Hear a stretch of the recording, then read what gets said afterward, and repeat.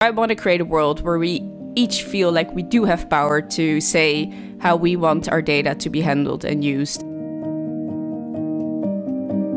I was working for the New York Times as a data journalist, and I was spending my nights and weekends donating time, helping groups think about surveillance and digital safety and hygiene and security. So I talked to a few people and they were like, there's this Mozilla fellowship, you should look at it. And I thought, you know what, I'll apply, and if I get it, I will dedicate myself to it. Maybe I feel more satisfied doing something good and giving back that way. Long story short, I got it. It's not even hyperbole when I say it changed my life. For me, the Mozilla Fellowship was a natural extension of the personal connection that I have with the work around migration and refugee issues. Because as someone who's crossed borders and moved and had a migration experience of my own, I've really seen some of the really difficult experiences that people can have. The Mozilla Fellowship is needed to make the internet better, to make technology better, to make algorithms better.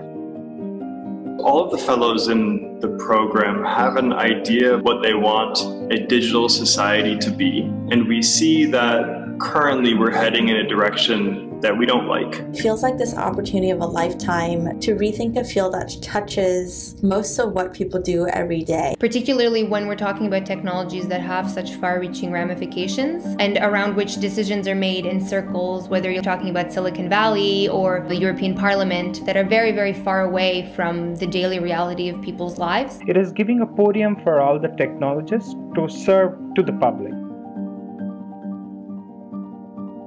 One of the amazing things about bringing people together is it amplifies the collective voice. To bring perspectives that are otherwise not welcome into the discussion. The people who organize the fellowship bring together a mesh of backgrounds and lived experiences, different demographics and different regions of the world in such a way that the fellows can really learn from each other in addition to being heads down doing our own work. It's really a community, and it's a fairly tight-knit community, given we come from disparate backgrounds and have disparate interests.